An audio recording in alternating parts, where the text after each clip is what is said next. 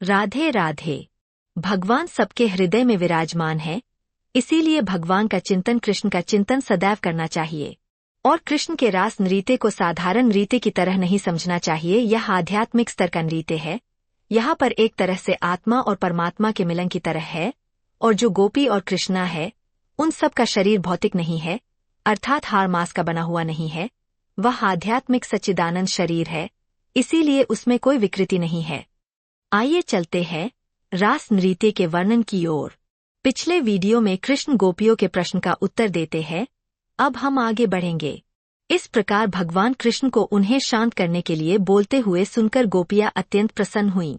वे न केवल भगवान के वचनों को सुनकर, बल्कि उनके हाथ पैरों का स्पर्श करके भी विरह के महान दुहक से पूरी तरह मुक्त हो गईं।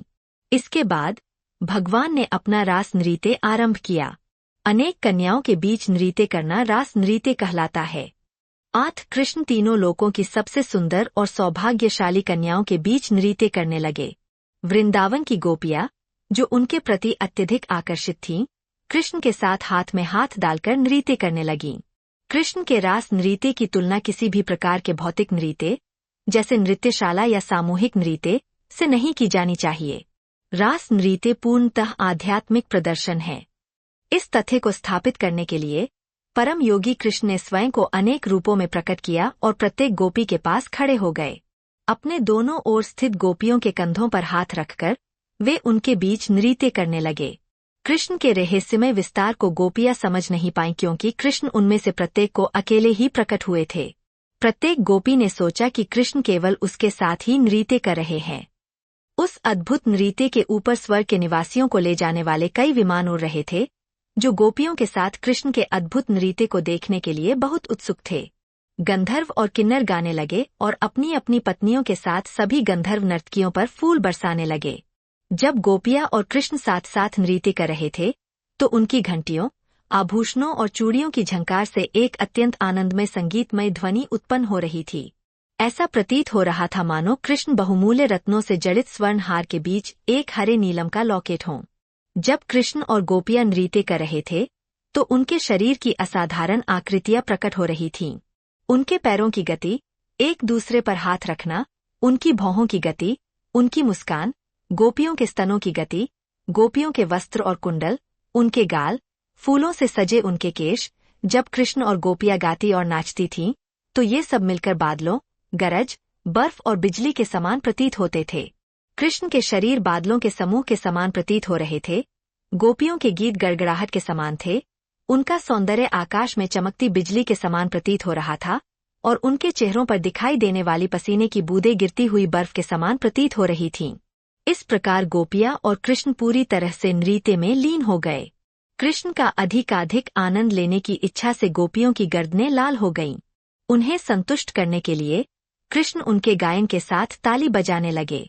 वास्तव में सारा जगत कृष्ण के गायन से ओतप्रोत है, किंतु विभिन्न प्रकार के जीव इसे भिन्न भिन्न प्रकार से सराहते हैं। भगवद गीता में इसकी पुष्टि हुई है। ये यथा मां प्रपद्यन्ते तांस तथैव भजामि अहम्। कृष्ण नृत्य कर रहे हैं और प्रत्येक जीव भी नृत्य कर रहा है, किंतु आध्यात्मिक जगत और भौतिक जगत के नृत्य में अंतर है। चैतन्य चरितामृत के रचयिता ने इसे व्यक्त किया है, जो कहते हैं कि प्रमुख नर्तक कृष्ण है और शेष सभी उनके सेवक है। हर कोई कृष्ण के नृत्य का अनुकरण करने का प्रयास कर रहा है। जो लोग वास्तव में कृष्ण भावनामृत में हैं, वे कृष्ण के नृत्य का उचित रूप से जवाब देते हैं। वे स्वतंत्र रूप से नृत्य करने का प्रयास नहीं करते, लेकिन भौतिक जगत में रहने वाले लोग कृष्ण को भगवान के रूप में अनुकरण करने का प्रयास करते हैं। जीवात्माएं कृष्ण की माया के निर्देशन में नृत्य कर रही है और सोच रही है कि वे कृष्ण के समान हैं, लेकिन यह तथ्य नहीं है। कृष्ण अभावनामृत में यह भ्रांति नहीं रहती, क्योंकि कृष्ण अभावनामृत में व्यक्ति जानता है कि कृष्ण ही परम स्वामी है और अन्य सभी उनके सेवक है। व्यक्ति को कृष्ण को प्रसन्न करने के लिए नृत्य करना चाहिए, न कि भगवान के समान बनने के लिए या उनका अनुकरण करने के लिए।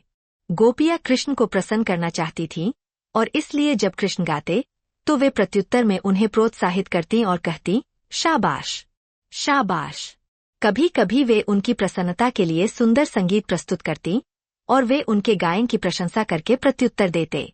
जब कुछ गोपियां नाचते नाचते और शरीर हिलाते डुलाते थक गईं, तो उन्होंने श्रीकृष्ण के कंधों पर हाथ रख दिए। तब उनके बाल खुल गए और फूल जमीन पर गिर पड़े। जब उन्होंने कृष्ण के कंधों पर हाथ रखा, तो वे उनके शरीर की सुगंध से अभिभूत हो गईं, जो कमल, अन्य सुगंधित फूलों और चंदन की सुगंध से आ रही थी। वे उनके प्रति आकर्षित हो गईं और उन्हें चूमने लगीं। कुछ गोपियों ने कृष्ण के गालों से गाल मिला दिए और कृष्ण उन्हें अपने मुख से चबाया हुआ सुपारी देने लगे, जिसे उन्होंने बड़े आनंद से चूमकर स्वीकार कर लिया। और उन सुपारियों को ग्रहण करके गोपियों की आध्यात्मिक उन्नति हुई। हर कोई भगवान की सेवा किसी एक भी प्रकार से कर सकता है। गोपियों ने जो है कृष्ण की सेवा माधुर्य भाव में सेवा की थी। भगवान की सेवा 5 प्रकार से की जा सकती है, इसमें माधुर्य भाव प्रधान है। अपना कमेंट जरूर करें। राधे राधे।